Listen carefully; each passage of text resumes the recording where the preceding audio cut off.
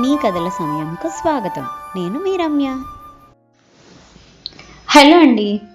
ఈరోజు మనం ప్రభాత కమలం యూట్యూబ్ ఛానల్ అధినేత అయిన కమలా పరిచా గారు రాసిన కావమ్మ గారి వ్లాగ్ అనే కథ విందాం.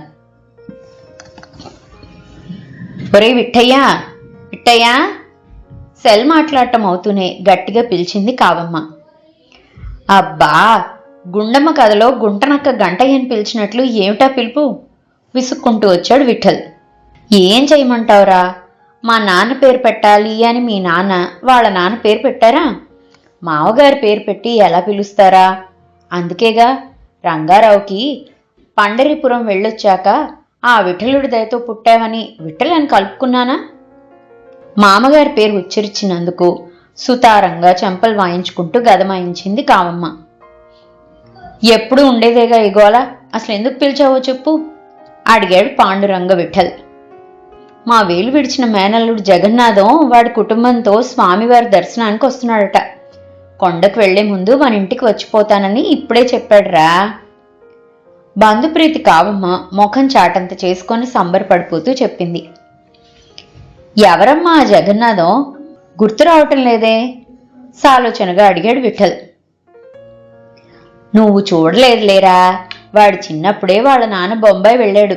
అప్పటి నుంచి రాకపోకలు లేవులే, ఇన్నాళ్ళకొస్తున్నాడు. ఎప్పుడో వాడు చిన్నప్పుడు చూశాను, మళ్ళీ ఇన్నాళ్లకు చూడబోతున్నాను. చిన్నప్పుడు భలే అల్లరి చేసేవాడు. కామక్క కామక్క అంటూ నన్ను వదిలేవాడు కాదు. ఆ వెంకన్న దయ వలన మీ నాన్నగారికి ఇక్కడ ఇంజనీర్గా ఉద్యోగం రావటంతో ఎక్కడెక్కడి బంధువులు కలుస్తున్నారు మురిపెంగా అన్నది కావమ్మ. నూటికి ఒక్కటే తక్కువ వేటి వేటి బంధువులు, బాబోయ్ ఏమని పొగిడెద బంధువుల సేన మనది బ్రహ్మాండంగా. ఏమిట్రా రావుడు, ఏమో అంటున్నావు? అనుమానంగా అడిగింది కావమ్మ. పక్కనే ల్యాప్టాప్ మీద పని చేసుకుంటున్న రమేష్, ఏమీ లేదు బామ్మ, మనకు బంధువుల సేన చాలా ఉందే అని పొగుడుతున్నాను జవాబిచ్చాడు. రాధ కాఫీ తెచ్చి భర్తకు అత్తగారికి ఇస్తూ, అత్తయ్య మరి మనం పెళ్లికి వెళ్ళాలి కదా, వాళ్ళొస్తే ఎట్లా వెళ్తాము అడిగింది.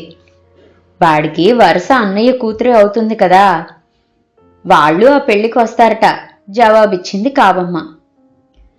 ఎవరి పెళ్లికి వెళ్తున్నారు బామ్మ? ఆ అమ్మాయి మాకేమవుతుంది అడిగాడు రమేష్. మీకు మామయ్య కూతురవుతుందిరా, మీరు రావాలి పెళ్లికి సరదాగా. మనవడు ఎందుకు అడిగాడో అర్థం కాక రమేష్ వైపు చూస్తూ అంది. ఇంట్లో ఇక్కడిద్దరం, హైదరాబాద్లో ఒకడు, బ్రహ్మచారులం బెండకాయల్లా గలగల్లాడుతూ ఉన్నామే. మాకు ఆ పిల్లని చూడాలని గుర్తు రాలేదా? పైగా పట్టు చీరలు నగలు దిగేసుకొని పెళ్లికి మీరు వచ్చిన చుట్టాలు వెళ్లటమే కాక మేము రావాలా? నూటికి ఒక్కటే తక్కువ వేటి వేటి బంధువులు. ఆ బంధువులకు ఒక్కతంటే ఒక్క అమ్మాయి కూడా లేదా? కావమ్మ వ్లాగ్ మధ్యాహ్నం 2 తెరిచి చుట్టాల పిల్లలకు ఇన్స్టాలో సంబంధాలు, జూమ్ కాల్లో పూజలు, వాట్సాప్లో వ్రతాలు చేయిస్తావు, కానీ మమ్మల్ని మాత్రం బయటనే సిగ్నల్ దగ్గర వదిలేసావు ఆవేశంగా ఉక్రోషంగా అరిచాడు. రమేష్ అరుపులకు బిత్తరపోయి చూస్తున్నారు కావమ్మ, విఠల్, రాధ.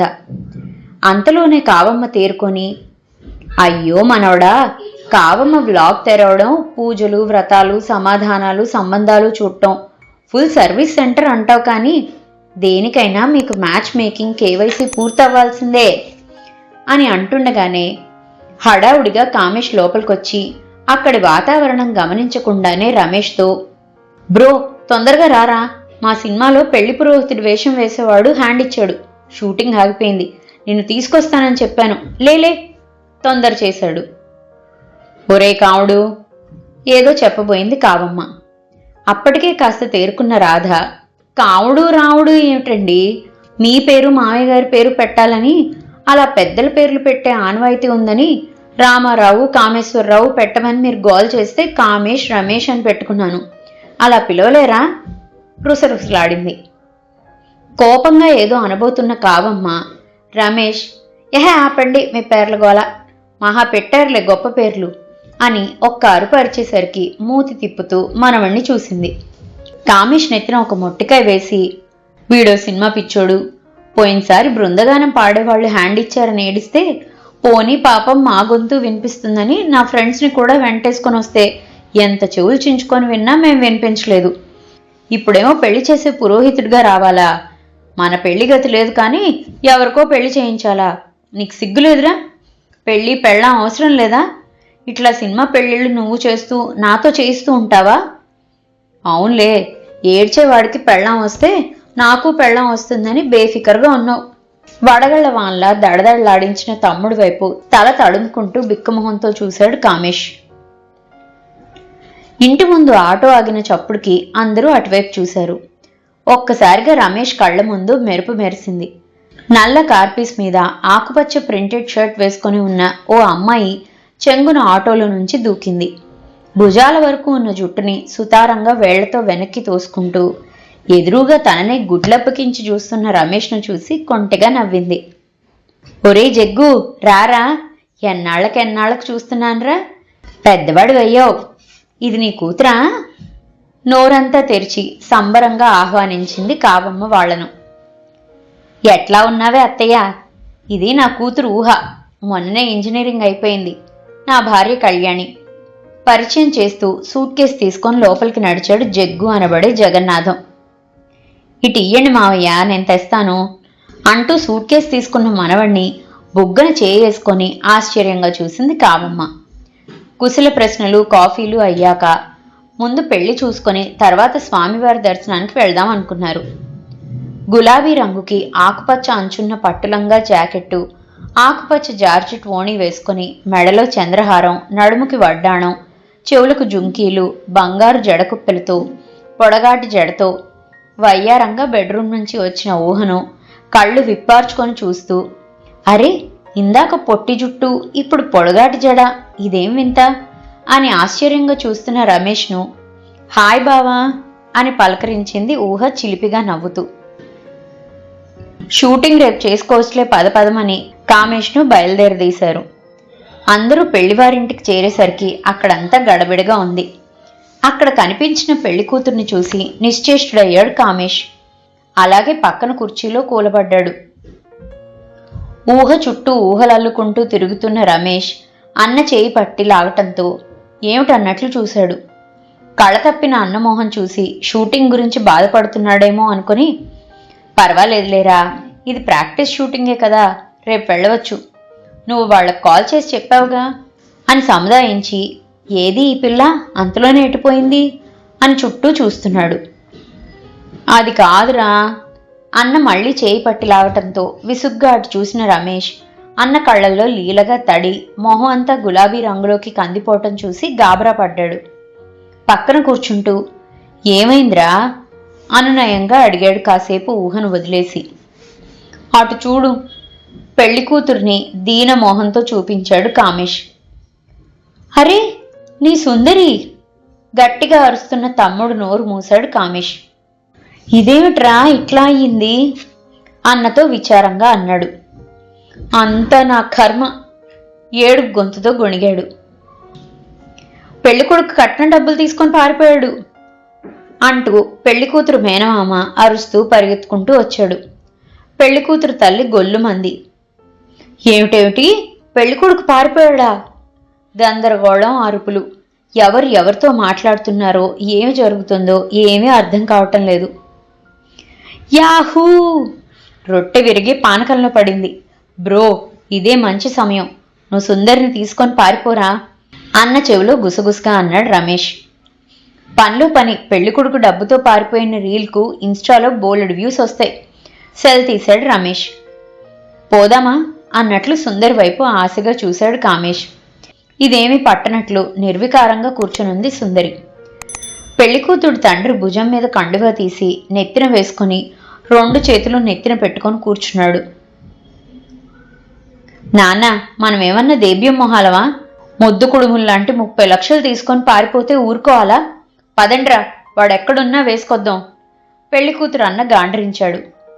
కదలక మెదలక కూర్చున్న అన్న మొహం చూసి, వీడో సున్నం పిడత మొహంగాడు, ఇక నాకే తప్పదు, ఇది కావమ్మ వ్లాగ్లో వాగాల్సిందే అని తల కొట్టుకొని చిన్నగా బామ్మ పక్కన చేరి, బామ్మోయ్ ఇట్రా ఒక నిమిషం పిలిచాడు రమేష్.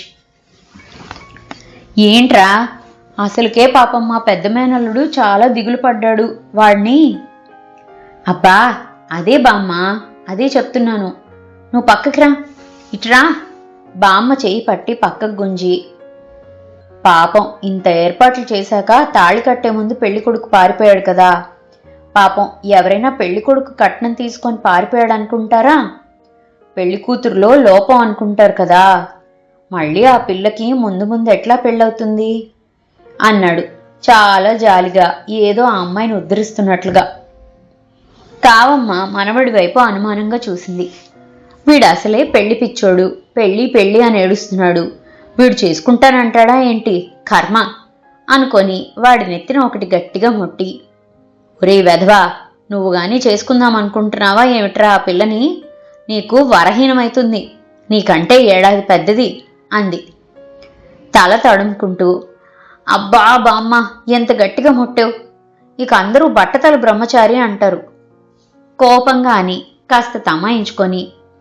అయినా నేనేం చెప్తున్నాను, నువ్వేమంటున్నావు? పాపం బ్రో మోహన్ చూడు ఎట్లా ఉన్నాడో, దేవదాస్ మోహన్తో. అసలు నీకు ఒక రహస్యం చెప్పనా? ఈ అమ్మాయిని మనవాడు ప్రేమించాడు, కానీ ఆ అమ్మాయికి చెప్పడానికి నీకు చెప్పడానికి భయపడ్డాడు పీరికి సన్నాసి. ఇప్పుడు అనుకోకుండా ఇట్లా అవకాశం వచ్చింది, ముడిపెట్టేసేయ్ అన్నాడు. వారిని ఇదే సంగతి. వాడికి ఎన్ని సంబంధాలు చూసినా ఒప్పుకోవటం లేదు, ఎందుకా అనుకున్నాను, పిచ్చి వెధవ అని కామేష్ దగ్గరికి వెళ్ళి, ఈ అమ్మాయిని పెళ్లి చేసుకుంటావా అని అడిగింది. అంతే, మధ్యకు కట్ చేసిన పుచ్చకాయలా గులాబీ రంగులో వెలిగిపోయింది కామేష్ మొహం. పుచ్చకాయ గింజల్లా కళ్ళు నల్లగా మెలమెల మెరిసిపోతుండగా సంబరంగా మెలికలు తిరిగిపోతూ బామ్మ చేయి గట్టిగా ఊపేశాడు. అబ్బా నీ సంబరం దొంగల తోలా, నా చెయ్యి విరక్కొట్టకరా అని నవ్వుకుంటూ పెళ్లి కూతురు తండ్రి పక్కకు చేరింది. ఒరే సుబ్బుడు, దిగులు పడకరా, అంతా మన మంచికి అనుకో ఊరడించింది. ఏం మంచి అత్తయ్య, ఉన్నది పాయే ఉంచుకున్నది పాయే అన్నట్లు పెళ్లి కొడుకు పారిపాయే, డబ్బులు పాయే, ఇక ఇప్పుడు దీన్నెవరు చేసుకుంటారు? అక్క భుజం మీద తలా నుంచి కండువాతో కళ్ళు తుడుచుకుంటూ ముక్కు చీదాడు సుబ్బారావు. వీడేడుపు తగలయ్యా, ముక్కు చీవుడంతా నాకడ్డిస్తున్నాడు అని చికాకు పడుతూ కావలసిన కార్యం ముందుందని చిరాకు అణుచుకుంది. పిన్నిగారు, పిల్ల బతుకెట్లా అండి? గుడ్ల నీరు కుక్కుంటూ మళ్ళీ బోరుమంది పెళ్లి కూతురు తల్లి వరదమ్మ. అబ్బా నువ్వు ఉండవే వరద, నీ ఏడుపుతో వరద గోదారిలా వరద తెప్పించుకో. నేను ఒక ఉపాయం చెప్తాను, వింటారా అంది కావమ్మ. చెప్పత్తయ్య, మీకంటే మాకు కావలసిన వాళ్ళు ఎవరున్నారు అన్నాడు సుబ్బడు ఏడుపు మొహంతో ముక్కు చీదుతూ. ముక్కు చీముడి ఎక్కడ తన కొంగుకు తుడుస్తాడో వెధవ, అందుకే ఏడ్చేవాళ్ళ ఎడమ చేతి కింద ఉండకూడదు మనసులోనే విసుక్కుంటూ కార్యార్థి అయిన కావమ్మ, మా పెద్ద మనవడికి పెళ్లి సంబంధాలు చూస్తున్నామని తెలుసు కదా, వాడికి మీ అమ్మాయినిచ్చి ఈ ముహూర్తానికే పెళ్లి చేసేద్దాం అంది. అసలు ముందే ఈ సంగతి తనకెందుకు తట్టలేదు చెప్పమా? ఇంగ్లీష్ దొరలా గులాబీ రంగులో మెరిసిపోయే యాపిల్ లాంటి పిల్లాన్ని చంకలో ఉంచుకొని దేశమంతా వెతికి దొంగ వెధవం తెచ్చాను అని నాలిక ఖర్చుకున్నాడు. చురుక్కుమన్న నాలికను తడుముకుంటూ సరే అన్నాడు నోరంతా విశాలం చేసుకొని. ఇంతలో 10 మంది పూర్వ పెళ్లి కొడుకును మెడపట్టి తోసుకుంటూ తీసుకొచ్చారు. నానా, మన అదృష్టం, ట్రైన్ ఆలస్యం అయింది, పక్క స్టేషన్లో కూర్చున్నాడు. ఇదిగో డబ్బులు సంచి, అన్నీ ఉన్నాయో లేవో చూడండి. పెళ్లి కొడుకు మెడ, మనీ బ్రీఫ్ కేస్ ఒక చేత్తో పట్టుకొని నిల్చున్న సెల్ఫీ తీసుకుంటూ అన్నాడు పెళ్లి కూతురు అన్నగారు సుభాష్. టికెట్ కొనుక్కున్నాను, అవి మాత్రం తక్కువ ఉన్నాయి గొణిగాడు పూర్వ పెళ్లి కొడుకు. ఓరి బికారి వెధవా, వాడి నెత్తిన ఒకటి ముట్టాడు సుభాష్. అదేమీ పట్టించుకోకుండా దులిపేసుకొని, బావగారు ముహూర్తానికి ఇంకా సమయం ఉంది, పెళ్లి కానిచ్చేద్దామా? పూర్వ వియ్యంకుడు ఉత్సాహపడ్డాడు. పిడత మొహంగాడ, ఇంకా ఏం మొహం పెట్టుకొని అడుగుతున్నావురా? ఎవడ్రా నీకు బావగారు? వీళ్ల నూరి పొలిమేరల దాకా వెళ్ళగొట్టండిరా. సుభాష్ ఆవేశపడ్డాడు. మేమే పోతాంలేండి, రారా కక్కుర్తి వెదవా అని కొడుకుని తోలుకుపోయాడు పూర్వ పెళ్లి కొడుకు తండ్రి. హమ్మయ్య, ఊపిరి పీల్చుకున్నారు అందరూ. పెళ్లి బాజాలు మ్రోగాయి. బామ్మ గారంగా పిలిచాడు రమేష్. మళ్ళీ ఏమొచ్చిందిరా అడిగింది. మరేమో మరేమో అని నసుగుతున్న చిన్న మనవణ్ణి ఇంకో పక్క నుంచి వాడి వైపు ముసిముసి నవ్వులు రువ్వుతూ జడ గిరగిరా తిప్పుతున్న ఊహను చూసి బామ్మ గ్రహించేసుకుని, అయితే నువ్వు ఆ పిల్లని పెళ్లి చేసుకుంటావన్నమాట అంది. మెలికలు తిరిగిపోయాడు రమేష్. ఒరే జగన్నాథం, ఇందాక అన్నాలు తినేటప్పుడు నీ కూతురికి పెళ్లి చేయాలని నా వ్లాగ్లో డీటెయిల్స్ అప్లోడ్ చేయమన్నావు కదా, వేరే ఎందుకు మా చిన్న మనవడికిస్తావా? పనిలో పని ఇద్దరు మనవాళ్ళు పెళ్లి చేసేస్తే ఓ పని అయిపోతుంది, నాకు మనసులో వీడి నస తప్పుతుంది అనుకుంటూ అడిగింది. అంతకంటేనా అక్క అన్నాడు జగన్నాథం ఆనందంగా. కానీ ఇంకొన్ని రోజులు ఆగాలరా అబ్బి అంది కావమ్మ తాపిగా. బామ్మ చెవి దగ్గర గొణిగాడు రమేష్. మా చిన్నోడు కొడుకు వీడికంటే పెద్దవాడు ఉన్నాడు కదా, వాడికి చూస్తున్నాము, వాడికి అయ్యే వరకు ఆగాలరా కంటిన్యూ చేసింది కావమ్మ. సినిమా పిచ్చోడిది అయ్యిందనుకుంటే వాడొకడున్నాడు కదూ, వాడో ధర్మరాజు, వాడిదెప్పుడు కావాలో, నా ఊహా సుందరి నాకెప్పుడు దక్కేనో. ఊహ ఓరచూపులు విరిబాణాలై గుండెల్లో గుణపాలు గుచ్చుతుంటే గుండె పట్టుకొని పక్కనున్న కుర్చీలో కూలబడ్డాడు. పెద్దవాడికే పెళ్ళాం లేకపోతే కడపటివాడు నాకు పెళ్ళాము అని కుళ్ళి కుళ్ళి ఏడ్చాడట అన్న సామెతలా ఉంది. విరక్తిగా నవ్వుకున్నాడు పాపం రావుడు. ఇదండి కమలా పరిచా గారు రాసిన కావమ్మ గారి వ్లాగ్ కథ. ఈ కథ సంచిక అంతర్జాల పత్రికలో డిసెంబర్ 14, 2025 సంవత్సరంలో ప్రచురింపబడిన కథ. ఇలాంటి మరెన్నో మంచి మంచి కథలను కమలా పరిచా గారి ప్రభాత కమలం మరియు కమలీయం అనే యూట్యూబ్ ఛానల్స్ ద్వారా మీరు వినవచ్చు. కిందన్న డిస్క్రిప్షన్ బాక్స్లో ఆ ఛానల్ లింక్స్ ఉన్నాయి. ఆ ఛానల్స్ని కూడా విజిట్ చేసి మరెన్నో మంచి మంచి కథలను విని ఆనందించి మీ అభిప్రాయాలని కామెంట్స్ రూపంలో తెలియచేస్తారు కదూ. ఈ కథ కనుక మీకు నచ్చినట్లయితే కింద కనిపిస్తున్న హైప్ ఆప్షన్ని క్లిక్ చేసి ఈ కథ మరింత మందికి చేరువయ్యేలా ప్రోత్సహిస్తారని ఆశిస్తున్నాను. మరో మంచి కథతో మళ్ళీ కలుసుకుందాం. అంతవరకు సెలవు. ఈ కథ కనుక మీకు నచ్చినట్లయితే లైక్ చేయండి, షేర్ చేయండి. అండ్ మరిన్ని ఇంట్రెస్టింగ్ కథల కోసం ప్లీజ్ సబ్స్క్రైబ్ టు మీ కథల సమయం. Thank you.